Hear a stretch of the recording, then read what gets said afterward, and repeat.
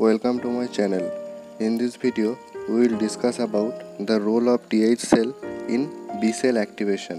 আমরা আগেই পড়েছি যে B cell দুটো ডিফারেন্ট ওয়েতে অ্যাক্টিভ হয়।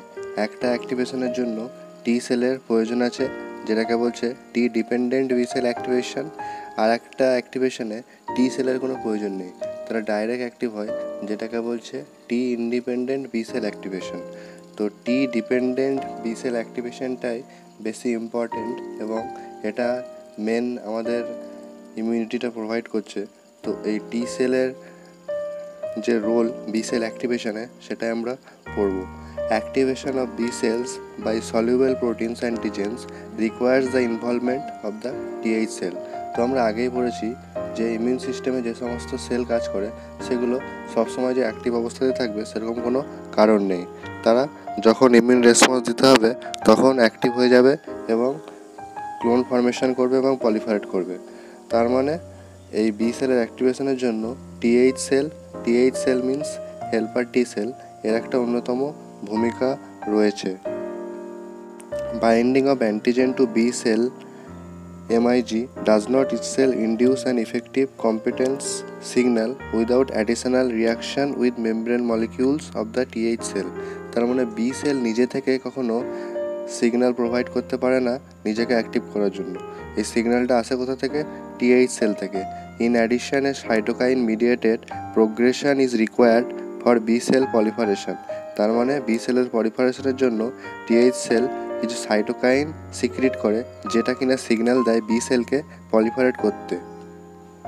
B cell activation by a thymus dependent antigens কিছু সিকোয়েন্স আমরা পরের স্লাইডে দেখাবো। This process is considerably more complex than the activation induced by thymus independent antigen. তার মানে থাইমাস ডিপেন্ডেন্ট অ্যান্টিজেন অ্যাক্টিভেশনটা বেশি জটিল, যেটা কিনা থাইমাস ইন্ডিপেন্ডেন্ট অ্যান্টিজেনের থেকে। সেটা স্বাভাবিকই, এখানে টি সেল বি সেলের কিছু ইন্টারনাল ইন্টারাকশন হচ্ছে, যার ফলে প্রসেসটা একটু জটিল হয়ে যাচ্ছে। তো আমরা চলো দেখে নিই স্টেপ বাই স্টেপ কীভাবে প্রসেসটা হচ্ছে। ফার্স্ট স্টেপে antigen cross links MIG generating signals which lead to increased expression of class 2 MHC। তার মানে একটা বি সেল একটা অ্যান্টিজেনকে তার BCR মানে বি সেল রিসেপ্টর দিয়ে এনগাল্প করলো, এনগাল্প করে সেই প্রোটিনটাকে পেপটাইড ফ্র্যাগমেন্টস মানে অ্যান্টিজেন থেকে পেপটাইডটাকে এক্সট্র্যাক্ট করলো। সেই পেপটাইডটাকে তারা প্রসেসিংয়ের মাধ্যমে আবার প্লাজমা মেমব্রেনে রিপ্রেজেন্ট করবে কিসের মাধ্যমে?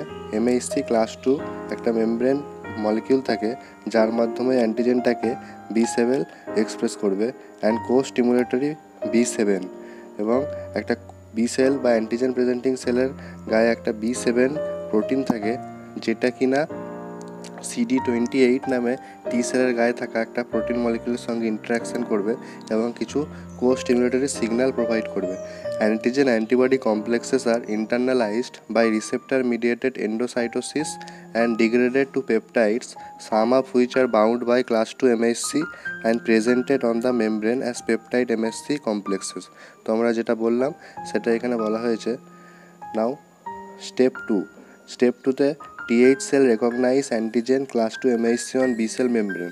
তার মানে টি সেল কিন্তু MHC ক্লাস 2 মলিকিউল ছাড়া কোনো অ্যান্টিজেনকে রেকগনাইজ করতে পারবে না। তো যখনই MHC ক্লাস 2 দ্বারা অ্যান্টিজেনকে টি সেল রেকগনাইজ করলো, this plus co-stimulatory signals activate TH cell. তো তখনই TH সেল অ্যাক্টিভেট হতে শুরু করে দিল। তো স্টেপ 3তে TH cell begins to express CD40 ligand. তো TH সেলের মেমব্রেনে কিছু CD40 প্রোটিন লিগ্যান্ড থাকে, যেটা কিনা CD40 সেল যেটা বি সেলের গায়ে উপস্থিত তার সঙ্গে ইন্টারাক্ট করে এবং এই ইন্টারাকশানটা একটা সিগন্যাল প্রোভাইড করে। এছাড়াও B7 and CD28 interaction provide co-stimulation of the TH cell, এবং এই B7 CD28 এটা আর একটা ইন্টারাকশান, এটাও একটা co-stimulatory সিগন্যাল প্রোভাইড করে TH সেলকে অ্যাক্টিভেট হওয়ার জন্য, এবং অ্যাক্টিভেট হয়ে কী করবে? সাইটোকাইন সিক্রিট করবে। তো স্টেপ 4-এ কী লেখা আছে? B cell begins to express receptor for various cytokines. তার মানে এই সাইটোকাইন্সগুলো যে টি সেল সিক্রেট করছে, এটাকে ক্যাপচার করার জন্য বি সেলেরও কিছু রিসেপ্টরের প্রয়োজন আছে। তো বি সেল সেই রিসেপ্টরগুলো জেনারেট করছে এই স্টেপে।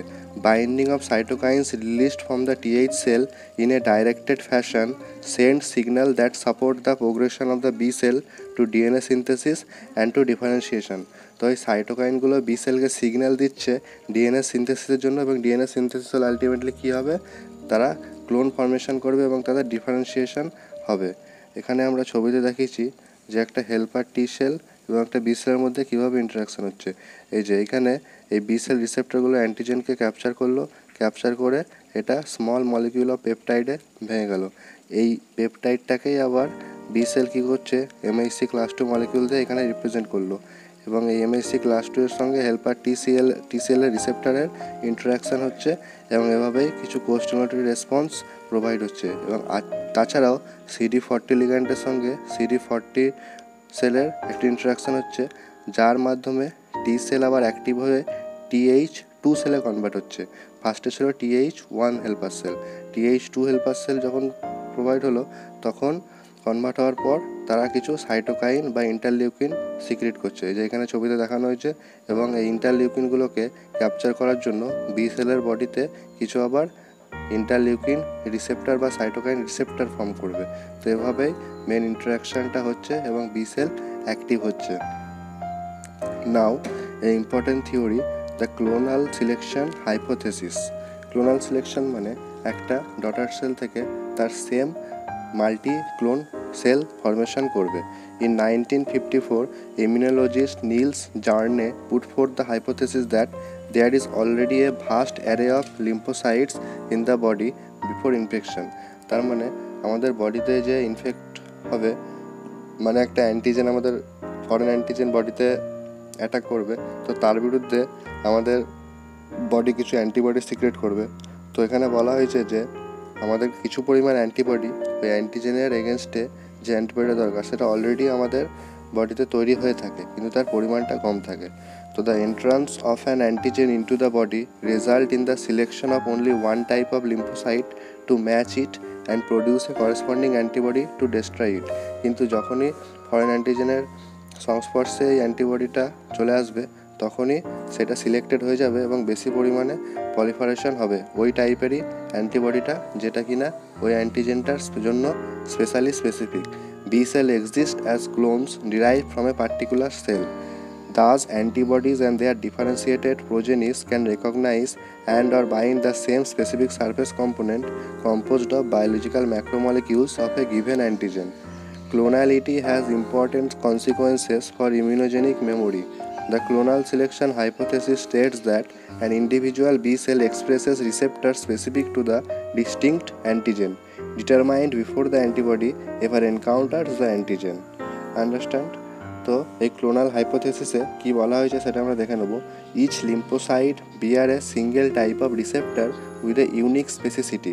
তার মানে প্রত্যেকটা লিম্ফোসাইটের জন্য একটা করে সিঙ্গেল রিসেপ্টর ক্যারি করবে, যেটা কিনা ইউনিক হচ্ছে একটা স্পেসিফিক এপিটোপের জন্য। এপিটোপ কাকে বলে?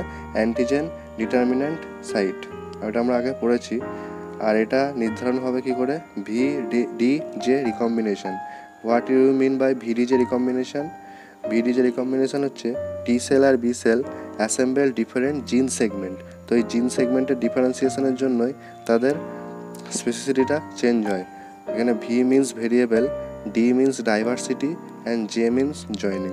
তো এই VDJ রিকম্বিনেশনের মাধ্যমে তারা ডিফারেন্ট টাইপ অফ স্পেসিসিটি গেইন করে। Receptor occupation is required for cell activation. The differentiated effector cells derived from the activated lymphocyte will bear receptor of identical specificity as the parental cell. Those lymphocytes bearing receptor for self molecules will be deleted at an early stage. তার মানে যে সমস্ত lymphocyte আমাদের বডিতে অটোইমিউনিটি show করে, সেই সমস্ত লিম্ফোসাইটগুলো early স্টেজেই destroy হয়ে যায়, কারণ এরা আমাদের শরীরের পক্ষে হার্মফুল। তো এখানে আমরা ডায়াগ্রামে দেখিয়েছি যে ক্লোনাল সিলেকশন থিওরি কীভাবে কাজ করছে। তো প্রথমে self antigens from the body's own tissues delete self reactive lymphocyte. তার মানে যে সমস্ত লিম্ফোসাইট সেলফ রিয়াক্টিভ মানে বডির সেলফ অ্যান্টিজেনের বিরুদ্ধে রিয়াক্ট করছে সে সমস্ত লিম্ফোসাইট আর্লি স্টেজেই নষ্ট হয়ে যায়। তো তারপরে কিছু lymphocytes each with a single type of receptor for antigen, এরা ফরেন অ্যান্টিজেনের সঙ্গে বাইন্ড করছে। এবার যেই অ্যান্টিবডিটা মেনলি ওই অ্যান্টিজেনের বিরুদ্ধে স্পেসিফিক সেটা এই তিনটের মধ্যে থেকে সিলেক্ট হয়ে গেল এবং সেটাই মেন বেশি করে পলিফারেট আর ডিফারেন্সিয়েট করলো।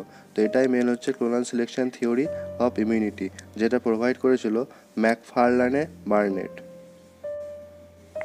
Thank you. That's all for today. If you like this video, please like, comment and subscribe to my channel.